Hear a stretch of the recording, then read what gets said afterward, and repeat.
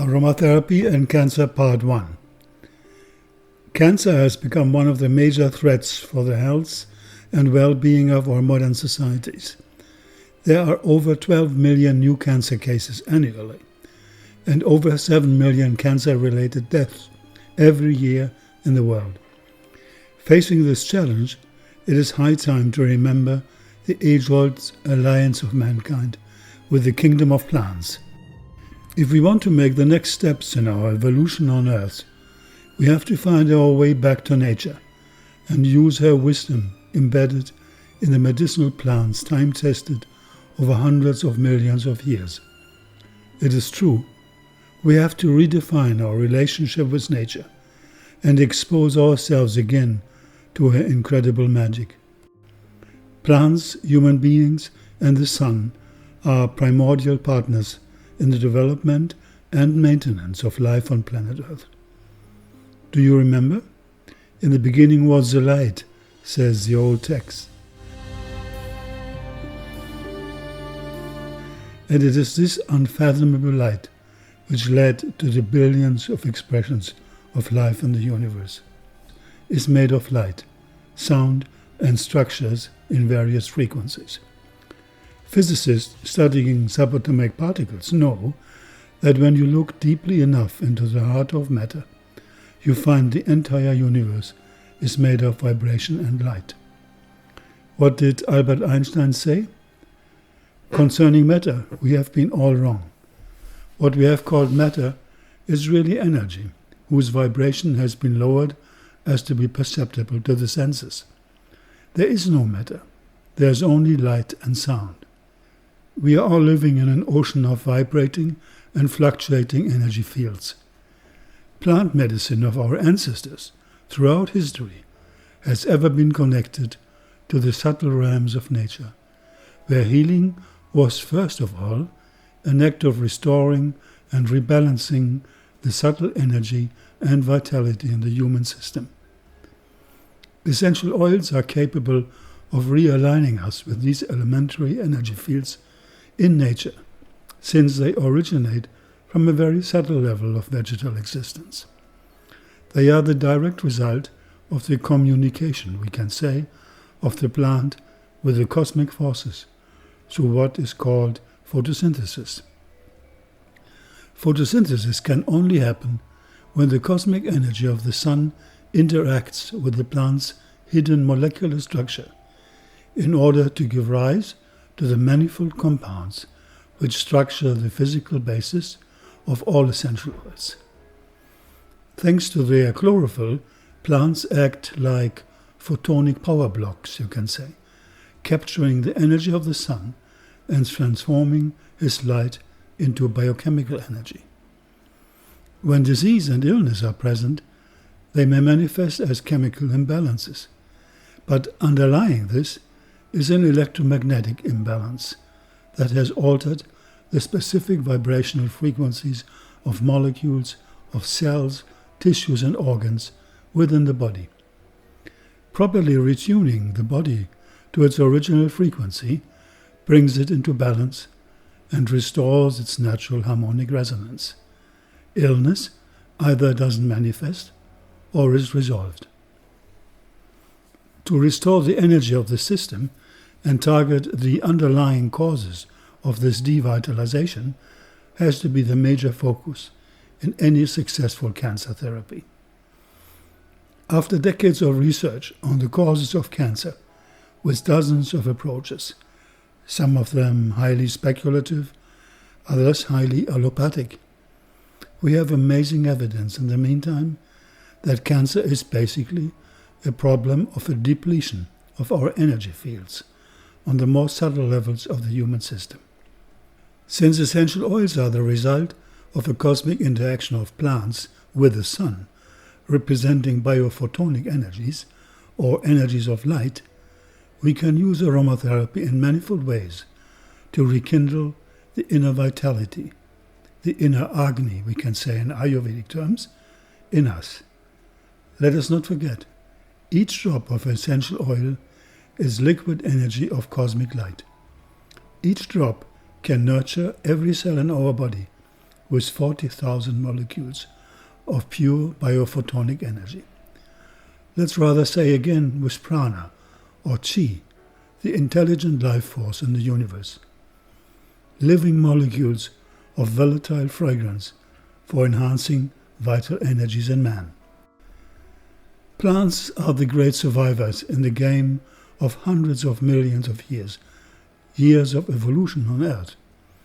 And they develop thousands of tricks, or better to say, defense mechanisms to face the challenges of enemies of all kinds, such as animals, especially insects, fungi, bacteria, viruses, parasites, etc.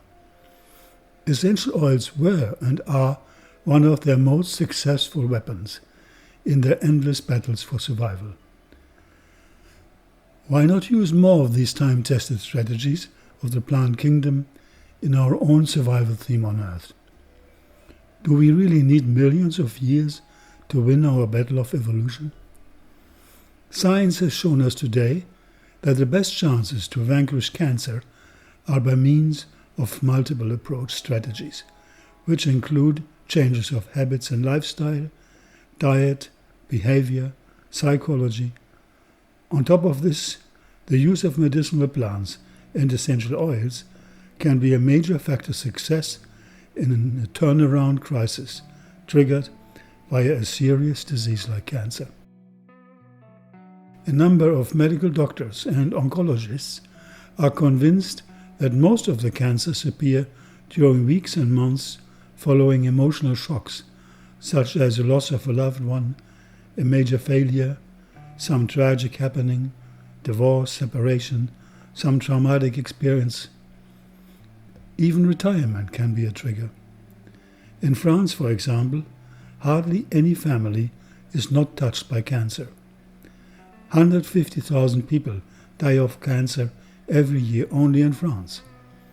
How many hidden emotional dramas are possibly the secret instigators of all this?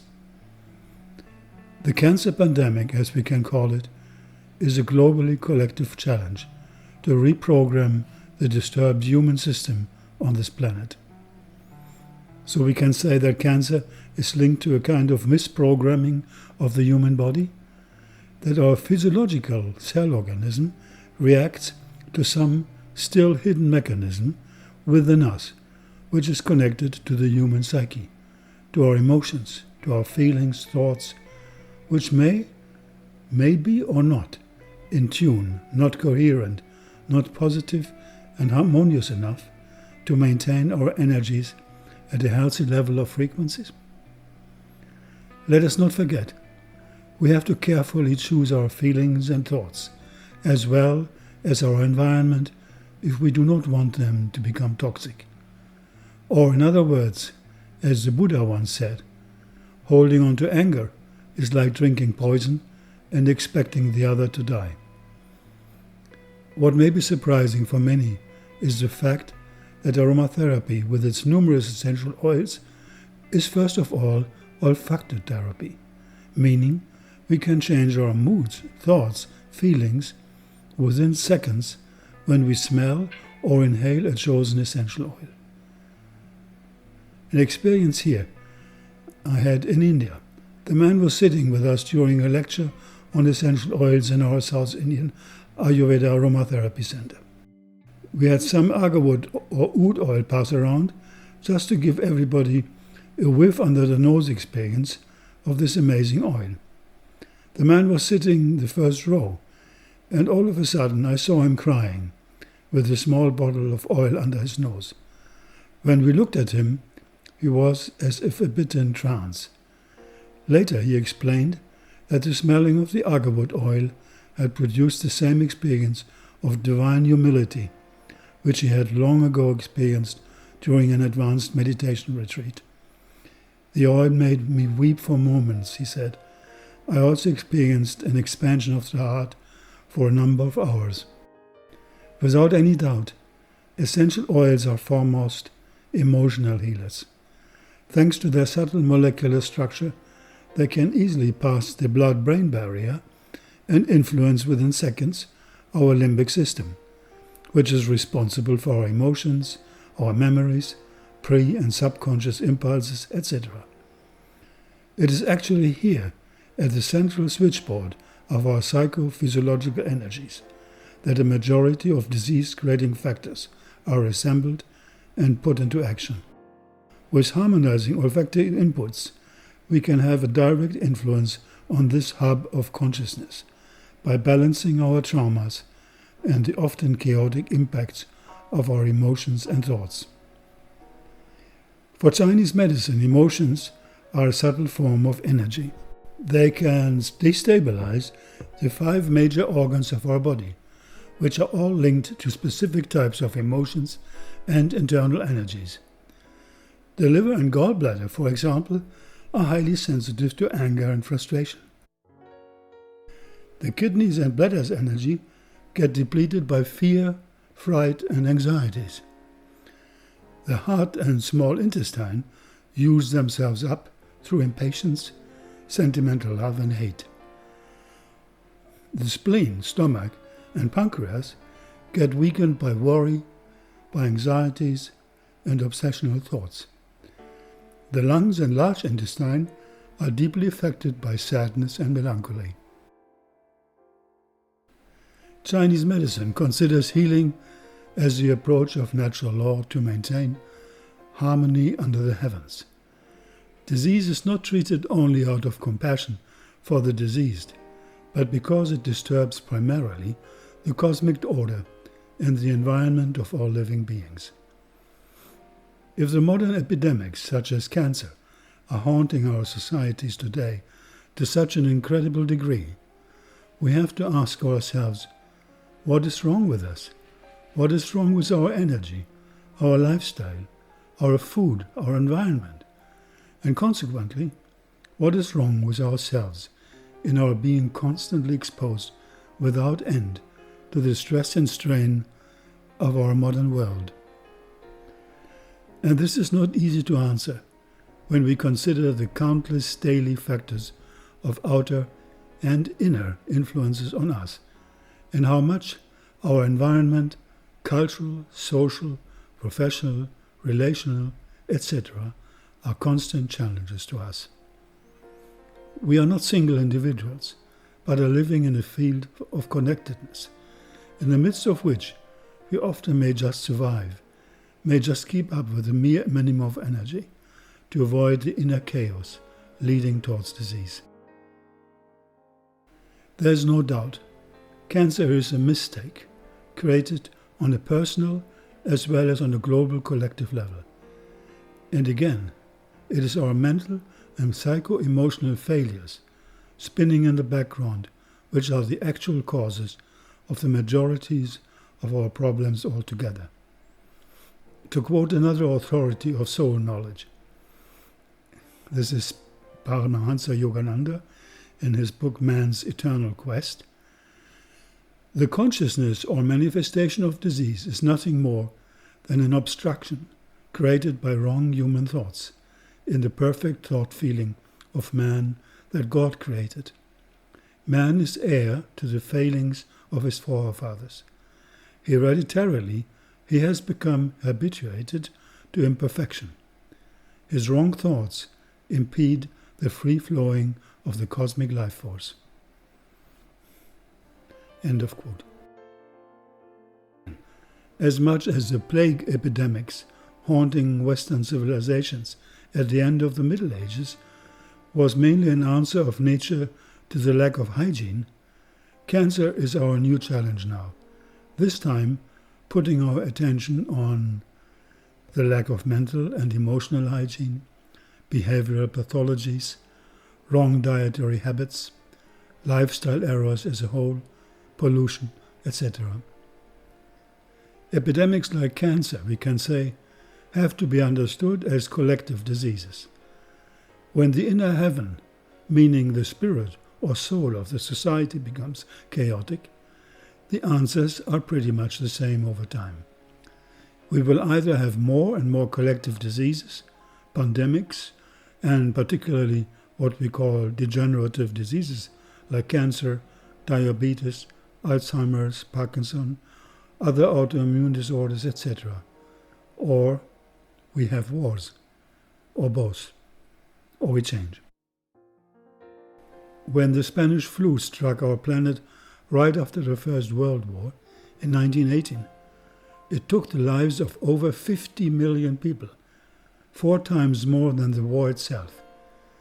The chaotic world society, totally exhausted, could simply not defend itself against this new challenge. So we have to start with our own inner chaos, because all wars and all diseases, as we said, start in the minds of men. And all real victories are victories of human understanding, victories of the human soul. Only focusing on symptomatic treatments for cancer cannot be the solution at all. Cancer and all degenerative diseases are the call of the universe to take the next step in human evolution. It is a crisis which calls for new decisions. And these have to be made globally, collectively. The disturbed harmony under the heavens requires answers from beyond our physical bodies. And these answers have to include, foremost, the spiritual side in us, our soul. In order to heal, we have to get whole. We have to look into the subtle dynamics of nature so that we can become again in tune with ourselves. There is no other way. So let's switch on the light button in us. Get more sensitive to ourselves and our surroundings. See the mistakes. Understand the challenges. Raise our internal energy frequencies. Protect us by understanding. Understanding the world, correcting ourselves, finding new choices, taking new decisions. According to the Gaia theory, Gaia, our planet, is a living, intelligent, self-regulating organism. Soil, atmosphere, oceans, plants, animals, human beings are all interconnected and form the organs of this being, whose deity is Gaia. When human beings or animals turn sick, when their brain emits chaotic energies and their behavior becomes destructive, Gaia will send them the specific healing plants needed for the re-establishment of harmony. The plants have their specific role to play in the circle of energy exchange among all beings. Thus Gaia maintains the universal homeostasis. Did you know that cancer cells know to smell, and that essential oils can find their way to them? Scientists at the Ruhr University in Bochum, Germany, under the direction of Professor Hans Hutt, have discovered a while ago that cancer cells dispose of their own receptors for fragrances. This was published in the Journal Archives of Biochemistry and Biophysics. This research showed that if certain essential oils are brought into contact with, for example, liver cancer cells, the growth of these can be stopped. There's one specific molecule group in essential oils which seem to be the number one attack force in case of cancer, and that is the compound group of terpenes. Terpenes are a major molecular group occurring in numerous essential oils, very strongly specifically in the citrus oils such as lemon, grapefruit, bergamot, mandarin, etc., and in the oils of the conifer trees such as silver fir, black spruce, forest pine, balsam fir, etc. Professor Hutt and his team discovered a special molecular mechanism which hampered and even stopped the growth of cancer cells through the application of terpenes. The triggering board, so to say, for this is a small receptor called OR1A2, which the mutated cancer cells carry on their cell membrane. The liver can therefore smell the molecules of essential oils, explains Professor Hutt. The cancer cells react to the terpenic molecules and stop their growth. Professor Hutt and his team of scientists also discovered a protein which is produced massively in prostate cancer cells. They finally unmasked it as an olfactory receptor of the violet flower. It is true that the prostate does not contain the fragrance of violet, but has a nearly identical molecule linked to the male sexual hormone testosterone. This steroid hormone, Hutt found out, can activate the olfactive receptor and via a newly discovered pathway can signal the cancer cell to stop dividing itself. That means, quote here, practically that with the odor of violet you can stop the cancer growth, said Professor Hutt, and he declared, these findings throw light on the future of cancer prevention and milder forms of cancer therapies.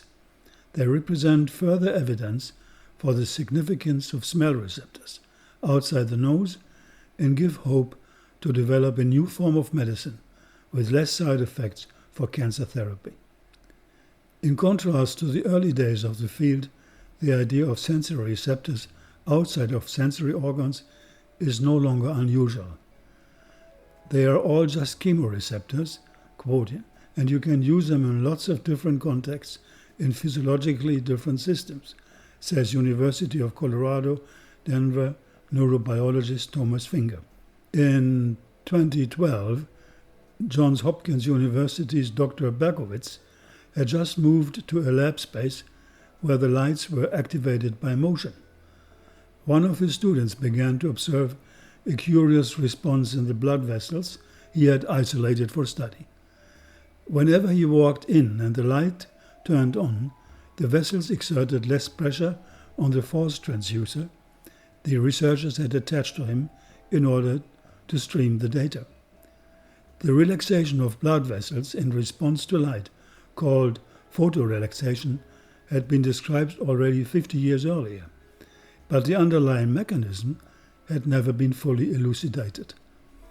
Berkowitz wondered if these effects were mediated by resident light-sensing pigments. If so, it would not be the first time that a sensory receptor had been found outside of a sense organ. What we did not know in our modern world of Western understanding is that our tissues interact with light. Quote, due to tissue interactions with photons of light, when light of the right frequency, for example far infrared or visible light, interact with biological tissues, electrons are produced. For example, a food antioxidant is simply a chemical carrier of extra electrons, and the same effect of providing extra electrons by chemical means can be also achieved by exposure to the photons of far infrared or visible light. Far infrared and visible light are bands of electromagnetic energy, which are particularly acceptable and beneficial to living creatures. This photonic antioxidant effect provides part of the explanation of how the vital rays of far infrared and visible light are involved in healing. Professor Fritz Albert Popp, famous cancer research scientist from Germany, speaks of ultra-weak coherent light, which each cell emits and which is the central medium of our cell-to-cell communication. For Popp, it is particularly the ultraviolet light spectrum which raised his interest. The research on this ultra-weak cell luminescence in living system, as Professor Popp calls it, was discovered by Russian scientists and then further analyzed by Popp. It hints at hidden quantum field interactions inside all living systems with regards to light. The Russian scientists proved in more than 5,000 experiments in the 1970s that all living cells transmit biological information through photons, that is, through light in the ultraviolet spectrum. Professor Popp confirmed that each of our cells is constantly emitting ultra-weak coherent light or biophotons. Our cells are functioning like magnets with positive-negative field charges, particularly nurtured by electron-rich food and healthy sunlight. But also the other rays of the invisible spectrum of light on our planet must play a role in this vital mechanism. Biophotons or ultra-weak photon emissions of biological systems, as Professor Popp explained, are weak electromagnetic waves in the optical range of the spectrum. In other words, they are light. All living cells of plants, animals, and human beings emit biophotons, which cannot be seen by the naked eye, but can be measured by special equipment developed by German researchers. The tiny currents of photons are mainly stored and emitted from the DNA of our cells. What is interesting to mention is that negative emotions, for example, affect our DNA's biophotonic signaling. Cancer victims, as Popp explained, have fewer photons. This corresponds with what immunologist Mahmoud Souhail states in terms of his research on essential oils like frankincense, which has raised numerous scientific studies over the past years. Here is a quote: "Cancer starts when the DNA code within the cell's nucleus becomes corrupted. Frankincense separates the brain of the cancerous cell, the nucleus, from the body, the cytoplasm, and closes down the nucleus to stop it reproducing corrupted DNA codes." End of quote. So we have to use our biophotonic light correctly to optimize the language of our DNA, psychophysiological energies. Our genes, or our DNA, are the lamp at the door, sitting at the transition field between our innermost physical and cosmic existence. It is miraculous that we as human beings can influence this level through our thoughts and emotions, and certainly also via the powerful biophotonic emission of essential oils. If this is true, as science proves today, we can influence our DNA code. The theory of cancer as being genetically fixed is only partially true. One may say we are constantly talking with our genes, the genius in the bottle. Our DNA is linked to the unified field of the universe, where all the forces of nature come together, and from where, in a large sense, we define our present, our past, and our future, meaning also from where we build our desires, attract our world's joys, friends, partners, spiritual allies, release our traumas, heal our wounds. It seems therefore that essential oils, with their powerful frequencies and influence on our DNA, can act as a reset language on the DNA code. They may be able to intervene directly on the subtle level of our genetic storehouse of quantum information and correct wrong data issued by degenerated cell-to-cell communication. They can tell our cells what the right DNA code should be, and their reset language may be through biophotons on the level of our psychophysiological quantum field interaction. It is certainly not exaggerated to say that the quality of biophoton emissions are signals for health or disease. In other words, the body, with its trillions of cells, has an electromagnetic charge. Imbalances between the body's inner negative and positive charges weaken our cell signaling, and this hampers normal bodily function and recovery in cases of injury or disease. Cancer is linked to a dramatic breakdown of cell signaling. In this sense, it is the consequence of a quantum isolation inside our system. And not to forget, there are about 100,000 chemical reactions happening in every cell each second. The chemical reaction can only happen if the molecule which is reacting is excited by a photon. Once a photon has excited a reaction, it returns to the field and is available for more reactions. We are swimming in an ocean of light, as explained Professor Popp. But the most important question remains, where is this light coming from? From an Eastern understanding, this biophotonic flow inside the body must be linked to qi, or prana. The qi, in the wisdom of Chinese medicine, is our subtle energy flowing throughout our bodies, the body's inner channels, the meridians. Qi regulates all our body functions from these meridians. This energy flow is definitely related to the network of the organism's biophotonic field. The prana of Indian yoga and Ayurveda, flowing through the 72,000 nadis, or energy channels, is a similar regulating energy force that has the same basis in our coherent electromagnetic biofields or our cell radiation, via its flow in form of intelligent life force, as it is called in Ayurveda. Or as Sir Gopi Krishna says here, in the human body, prana creates a fine biochemical substance which works in the whole organism and is the main agent of activity in the nervous system and in the brain.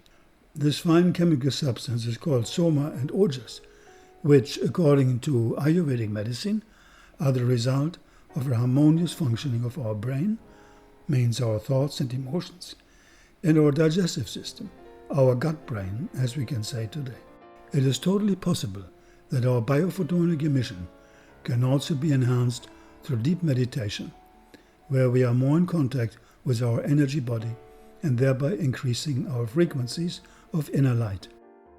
And it is without any doubt that next to ourselves, plants are our best allies for the process of biophotonic energy healing in any case of disease.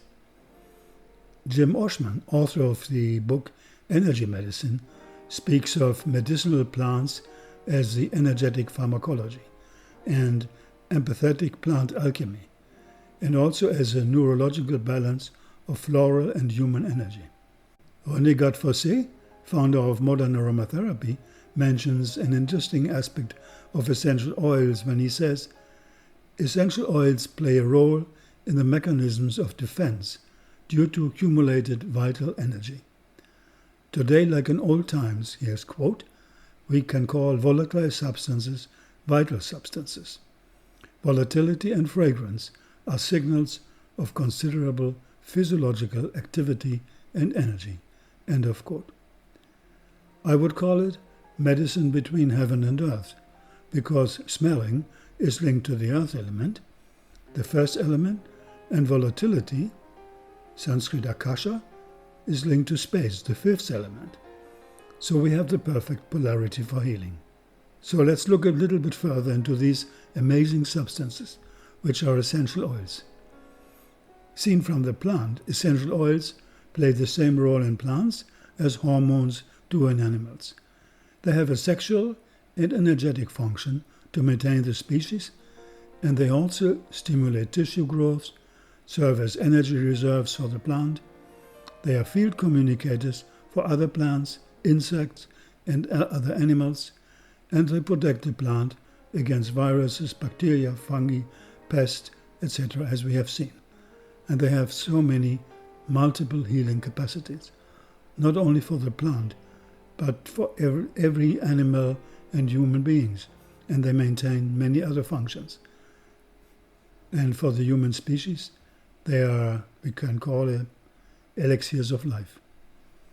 Barbara Ann Brennan, author of the famous book Hands of Light, A Guide to Healing Through the Human Energy Field, writes, quote, our physical body exists within a larger body, a human energy field or aura, which is the vehicle through which we create our experience of reality, including health and illness.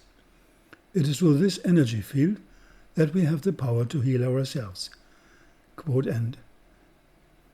And this larger body, or human auric field, is connected to our biophotonic emission, which we can enhance, as we saw, through the use of essential oils. A light auric massage, for example, with a few drops of sandalwood oil, an aromatic massage after a tiring day with a powerful blend of citrus oils and a sweet almond oil, or just a whiff of jasmine or champaka to forget our stress and strain of the day. Aromatic olfaction is biophotonic brain enhancement. It is central nervous system revitalization. Inside the brain, I say it again, is the whole universe of light and healing. And again, we know it. Light is present in healthy plants and their oils. And photosynthesis is the major agent of light into life transformation. When we eat plant food, it must be that we take up the photons and store them.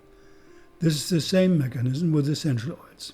Professor Popp observed high coherent biophotonic radiation with numerous essential oils we had once sent to him for analysis.